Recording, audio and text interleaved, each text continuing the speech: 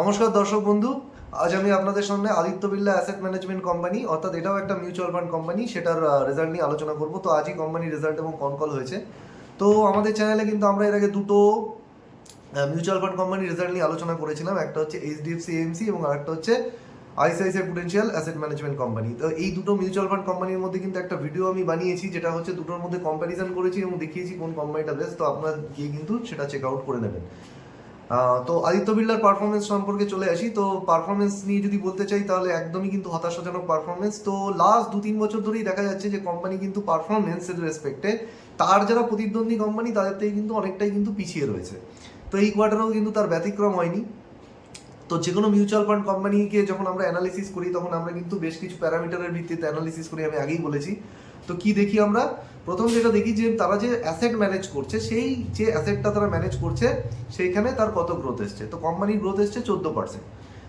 এবার এই গ্রোথটাকে আমরা কিভাবে দেখবো? আমরা দেখবো তাদের যারা পিয়ার কোম্পানি অর্থাৎ প্রতিদ্বন্দ্বী তাদের কিরকম গ্রোথ এসছে। তো এই ক্ষেত্রে যদি এইচডিএফসির গ্রোথ দেখি সেটা কিন্তু 20%, এবং ICICI Prudential asset management company যদি গ্রোথ দেখি সেটা কিন্তু 25-26%-এর কাছাকাছি। অর্থাৎ মানে একদম ক্লিয়ার, মানে এখানে যদি আমি বলি ক্লিয়ার উইনার, তাহলে আইসিআইসিআই অ্যাসেট ম্যানেজমেন্ট কোম্পানি কিন্তু এখানে ক্লিয়ার উইনার। এবং তারা কিন্তু ইন্ডাস্ট্রি থেকে কিন্তু বেশি রেটে গ্রো করেছে। ইন্ডাস্ট্রি গ্রো করেছে কিন্তু 21%-এ। অর্থাৎ ইন্ডাস্ট্রি গ্রোথের থেকে কিন্তু আইসিআইসিআই অ্যাসেট ম্যানেজমেন্ট কোম্পানি কিন্তু বেশি রেটে গ্রো করেছে। তো এটা কিন্তু একটা ফেনোমেনাল ব্যাপার। এবং এইচডিএফসি অ্যাসেট ম্যানেজমেন্ট কোম্পানি 20%, মোটামুটি ওই ইন্ডাস্ট্রির আশেপাশে গ্রো করেছে। কিন্তু এই কোম্পানির কিন্তু সেখান থেকে গ্রোথটা কিন্তু ইন্ডাস্ট্রি থেকে অনেকটাই কম। ঠিক একইভাবে যদি আমরা দেখি যে এই যে অ্যাসেটের যে গ্রোথ, এবার অ্যাসেটটা কোথা থেকে আসে মিউচুয়াল ফান্ড কোম্পানির? তো আমার মতো আপনার মতো লোক যারা আমরা এসআইপি করাই, সেই এসআইপি গুলোই তো হচ্ছে তাদের অ্যাসেট। এবার এই এসআইপির গ্রোথ যদি দেখি তাহলে কিন্তু মাত্র 11% কিন্তু কোম্পানির গ্রোথ এসছে। তো এখানে কিন্তু যদি আমরা তাদের ওই পিআর কোম্পানি বলি, ওই দুটো কোম্পানি যাদের নাম বললাম, তাদের কিন্তু 30%-এর উপর কিন্তু গ্রোথ এসছে। তার মানে আমরা বুঝতে পারছি যে কোম্পানির কিন্তু এসআইপি গ্রোথটাও কমে গেছে। এর মানে কিন্তু এই নয় যে কোম্পানির কাছে এসআইপি আসেনি, কোম্পানির কিন্তু এসআইপি মানে এসেছে, মানে অনেক মানে নতুন এসআইপি কিন্তু তাদের এই কোয়ার্টারে কিন্তু তাদের বেড়েছে, নতুন নতুন এসআইপি এসেছে, রেজিস্ট্রেশন হয়েছে নিউ এসআইপি। কিন্তু সমস্যা যেটা হচ্ছে, কোম্পানির যে অ্যাক্টিভ এসআইপি, সেই অ্যাক্টিভ এসআইপির পরিমাণ কমে গেছে। এবার অ্যাক্টিভ এসআইপি মানে কি? খুব সহজ ভাষায় আপনাকে বোঝাই। সেটা হচ্ছে, ধরুন আপনি কোনো একটা মিউচুয়াল ফান্ড স্কিমে ইনভেস্ট করেছিলেন, পয়সা লাগিয়েছিলেন 2-3 বছর আগে, এবং আপনার প্রতি মাসে মাসে কিন্তু আপনি এসআইপি করে যাচ্ছিলেন। এবার হঠাৎ করে কি হলো, আপনি আপনার এসআইপিটাকে কিন্তু বন্ধ করে দিলেন, অর্থাৎ নতুন করে কিন্তু আপনি আর পয়সা দিলেন না। এতে কি হলো, আপনার কিন্তু এসআইপি দেওয়ার যে প্রতি মাসে দিচ্ছিলেন সেটা বন্ধ হয়ে গেল, কিন্তু আপনি কিন্তু আপনার ফান্ডটাকে কিন্তু উইথড্র করলেন না। তো জেনারেলি কি হলো, ফান্ডটার মতোই থাকলো, এবং মার্কেটে যেরকম মানে শেয়ারের ওঠানামা করে সেই মতো কিন্তু আপনার ওই মানে স্কিমের পয়সা কিন্তু উঠতে নামতে থাকবে, মানে কমতে এবং বাড়তে থাকবে। কিন্তু নতুন করে কিন্তু আপনি কিন্তু কোনো পয়সা ঢাললেন না। তো এটাকে মানে আমরা বলতে চাইছি যে এই কোম্পানির ক্ষেত্রে যে অ্যাক্টিভ এসআইপি, সেটার পরিমাণ কমে গেছে। অর্থাৎ অনেক এসআইপি এমন আছে যেগুলো কিন্তু মানে ক্লায়েন্ট ক্লোজ করেনি, কিন্তু সেখানে কিন্তু নতুন করে কিন্তু পয়সা কিন্তু ক্লায়েন্ট ঢালেনি। তো এটা কিন্তু কোম্পানির সাথে হয়েছে। এবার আমরা চলে আসি কোম্পানির, মানে আমরা এখন থেকে যে দুটো প্যারামিটার দেখে নিলাম, দুটো প্যারামিটারে কিন্তু কোম্পানি তাদের যে পিয়ার কোম্পানি, অর্থাৎ তাদের যে মেন দুটো প্রতিদ্বন্দ্বী কোম্পানি, তাদের থেকে কিন্তু পিছিয়ে আছে। 3 নম্বর চলে আসি তাদের রেভিনিউ। তো আমরা অবশ্যই বুঝতে পারছি যে এখানে তার যে মানে টোটাল অ্যাসেট, সেখানে কিন্তু গ্রোথ, যে অ্যাসেট ম্যানেজ করছে সেখানে গ্রোথ কম আসছে, এসআইপি ফ্লো কম আসছে। তার মানে এখান থেকে বুঝতে হবে তার কিন্তু রেভিনিউ কিন্তু গ্রোথ কম এসেছে। তো কোম্পানি যদি এই লাস্ট বছরের মার্চ মাস থেকে এই বছরের মার্চ মাস দেখি, তাহলে কোম্পানি রেভিনিউ গ্রোথ করেছে কিন্তু মাত্র 7%। সেখানে যদি আমরা তাদের মানে ওই এইচডিএফসি এমসির ক্ষেত্রে দেখি, এইচডিএফসি এমসির ক্ষেত্রে কিন্তু তাদের রেভিনিউ গ্রোথ এসছে এই কোয়ার্টারে 17%। এবং যদি এটা আমরা আইসিআইসিআই এর ক্ষেত্রে দেখি তাহলে কিন্তু 20%। অর্থাৎ আইসিআইসিআই সব ক্ষেত্রেই কিন্তু তার যে প্রতিদ্বন্দ্বী কোম্পানি আছে তাদেরকে কিন্তু মেরে গোল দিয়ে বেরিয়ে গেছে।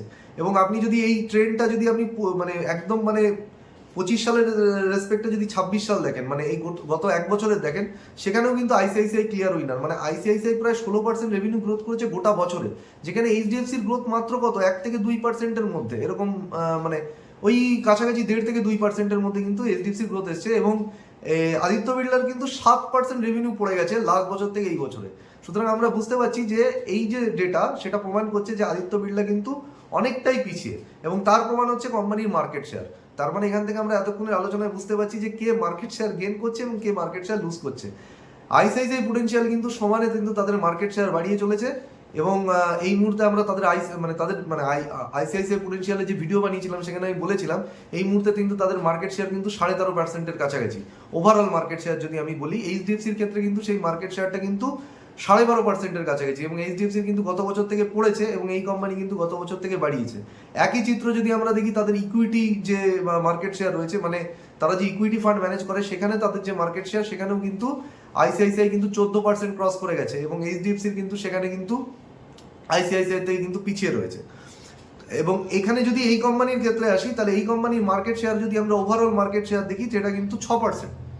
6% মার্কেট শেয়ার মানে কিন্তু এইচডিএফসি এবং আইসিআইসিআই থেকে অনেক কম, মানে এইচডিএফসির 12%-এর মানে কাছাকাছি, মানে 11.5%।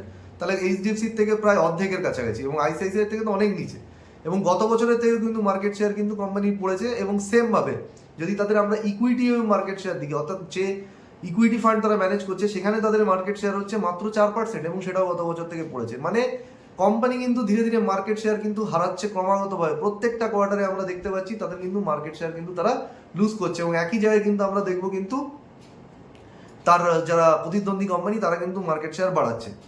তো এটা গেল। এবং যে কোনো কোম্পানির ক্ষেত্রে আমরা আবার বলেছি যে আরেকটা মানে সব কিছু প্যারামিটারে আমরা অল্প অল্প করে মানে চেক করে দেখি যে কোম্পানিটা কোন মানে ইয়েতে যাচ্ছে, কিন্তু এখানে সমস্ত প্যারামিটারে কিন্তু একই জিনিস নির্দেশ করছে যে কোম্পানি কিন্তু ওভারঅল কিন্তু তাদের প্রতিদ্বন্দ্বীদের তুলনায় কিন্তু পিছিয়ে রয়েছে। তো এবার আমরা আসি যে ওই বলেছিলাম যে কোম্পানি যে অ্যাসেট ম্যানেজ করে তার মধ্যে সব থেকে বেশি গুরুত্বপূর্ণ কোনটা দেখবো, কতটা ইকুইটি অ্যাসেট ম্যানেজ করে। কারণ হচ্ছে যত বেশি ইকুইটি অ্যাসেট ম্যানেজ করবে কোম্পানির তত বেশি আর্নিং হয়, অ্যাকচুয়ালি ফিজ ইনকাম বা বলতে পারেন, বা তত বেশি কোম্পানি কিন্তু কমিশন আর্ন করতে পারে ইনভেস্টারদের থেকে। তো তাদের যে এই যে ইকুইটি অ্যাসেট ম্যানেজ করছে সেখানে তাদের গ্রোথ এসছে 17%, যেখানে এইচডিএফসির গ্রোথ 23%, আইসিআইসিআইয়ের গ্রোথ কিন্তু 27%। তাহলে এখানেও কে উইনার? আইসিআইসিআই। এবং টোটাল ইন্ডাস্ট্রির যদি আমরা দেখি যে টোটাল ইন্ডাস্ট্রিতে সমস্ত কোম্পানি মিলে, সমস্ত অ্যাসেট ম্যানেজমেন্ট কোম্পানি মিলে তাদের যে টোটাল মানে ইকুইটি অ্যাসেট তারা ম্যানেজ করছে, কিন্তু তাদের টোটাল অ্যাসেট যে ম্যানেজ করছে তার 54%। এই রেশিওটা কিন্তু আইসিআইসিআইয়ের ক্ষেত্রে 73%, এইচডিএফসির ক্ষেত্রে 66% এবং এই কোম্পানির কিন্তু অনেক কম, 50%-এর নিচে, 42 থেকে 45%। মানে ইন্ডাস্ট্রির যে ইন্ডাস্ট্রি লেভেলে যতটা মানে ইকুইটি অ্যাসেট ইন্ডাস্ট্রিতে মানে ম্যানেজ করছে ইন্ডাস্ট্রি লেভেলে, তার থেকেও কিন্তু এরা ইন্ডাস্ট্রির থেকেও পিছিয়ে রয়েছে। এবং এখানে কিন্তু আইসিআইসিআই কিন্তু সব থেকে বেশি ইকুইটি অ্যাসেট ম্যানেজ করছে, ইন্ডাস্ট্রি থেকে অনেকটা বেশি আমরা দেখলাম। তো ওভারঅল ফাইনাল কনক্লুশন, কোম্পানি রেজাল্টে বলার মতো সেরকম কিছু নেই আমাদের, বরঞ্চ আমরা ক্লিয়ার দেখতে পাচ্ছি এই স্পেসে যে ICICI Prudential asset management company তার যারা পিআর কোম্পানি আছে বা তার যারা প্রতিদ্বন্দ্বী আছে তাদেরকে কিন্তু সমস্ত প্যারামিটারে বিট করছে। মানে মার্কেট শেয়ার বলুন, এওএম গ্রোথ বলুন, রেভিনিউ গ্রোথ বলুন, যে কোনো প্যারামিটারে কিন্তু তারা বিট করছে। এবং আর একটা কোম্পানিরও আজকে রেজাল্ট এসছে, ইউটিআই এএমসি, তো সেটা নিয়ে আলোচনার খুব একটা প্রয়োজন নেই। মানে লাস্ট 2-3 বছর ধরেই কিন্তু তারা মার্কেট শেয়ার হারাচ্ছে এবং তাদের ওভারঅল বিজনেসের সমস্ত প্যারামিটার যে প্যারামিটারে আমরা মানে আলোচনা করলাম, আপনি নিজে এই প্যারামিটারগুলো প্রয়োগ করে নিজে রিসার্চ করুন এবং দেখবেন সব প্যারামিটারে কিন্তু ইউটিআর পারফরমেন্স কিন্তু খারাপ হচ্ছে এবং তারা কিন্তু মার্কেট শেয়ার কিন্তু আরও কিন্তু লুজ করছে ব্যাপকভাবে। তো আশা করি এই ডিসকাশনটা আপনাদের ভালো লাগলো। যদি ভিডিওটা ভালো লেগে থাকে তাহলে লাইক, শেয়ার এবং সাবস্ক্রাইব করবেন। এবং এই ভিডিওগুলো কিন্তু একটু যে ডিটেলস আমি বানাচ্ছি, প্রত্যেকটা প্যারামিটার ধরে ধরে বানাচ্ছি শুধুমাত্র কিন্তু আপনাদের রিসার্চের সুবিধার জন্য। এবং এইভাবে যদি আপনারা রিসার্চ করতে পারেন তাহলে কিন্তু প্রপার উইনার এবং প্রপার মানে শেয়ার মার্কেটে কিন্তু মানে প্রফিটেবল কোম্পানি কিন্তু প্রফিটেবল ইনভেস্টমেন্ট আপনার নিজে থেকেই বাঁচতে পারবেন এবং আপনার কারোর কিন্তু সাহায্যের দরকার হবে না। তবে হ্যাঁ, এখানে দেওয়া তথ্যগুলো দেখে অন্ধের মতো কিন্তু কোনো শেয়ারে লাগিয়ে দেবেন না, সম্পূর্ণভাবে কিন্তু নিজের রিসার্চ করে এখানে দেওয়া যে শিক্ষা এবং তথ্য সেগুলোকে কাজে লাগিয়ে নিজে রিসার্চ করুন এবং নিজের রিসার্চের ভিত্তিতে আপনি কিন্তু ডিসিশন নিন এবং সঠিক কোম্পানি বেছে নিয়ে প্রফিটেবল ইনভেস্টমেন্ট করুন। তো আপাতত এটুকু বলে শেষ করব। তবে যাওয়ার আগে চ্যানেলটিকে লাইক, শেয়ার এবং সাবস্ক্রাইব করবেন এবং আপনার বন্ধুদের সঙ্গে শেয়ার করবেন। এবং যদি কোনো সাজেশন মানে আপনার দেওয়ার থাকে কমেন্ট বক্সে জানাবেন। যদি কিছু বোঝার থাকে যে না আপনি অ্যাসেট ম্যানেজমেন্ট কোম্পানি তার যে সমস্ত টার্মিনোলজি আমি এখানে ইউজ করছি সেগুলো নিয়ে আপনার কিছু জানার আছে, বা ধরুন আপনি অন্য কোনো সেক্টরের উপর যেগুলো আমরা ভিডিও বানিয়েছি বা এখনো অবধি বানাইনি, আগামী দিনে বানাবো, কিন্তু তার অনেক টার্মিনোলজি যেগুলো আপনি রিসার্চ করতে গিয়ে তার মানে বুঝতে পারছেন না, সেগুলো যদি আপনার জানার ইচ্ছা থাকে অবশ্যই কমেন্ট বক্সে জানান। তো সেইগুলো নিয়ে অবশ্যই আমি ভিডিও করার চেষ্টা করব। তো আপাতত আশা করি আপনার ভালো লেগেছে। তো এই বলে আমি আমার বক্তব্য শেষ করছি। শুভরাত্রি, ভালো থাকবেন।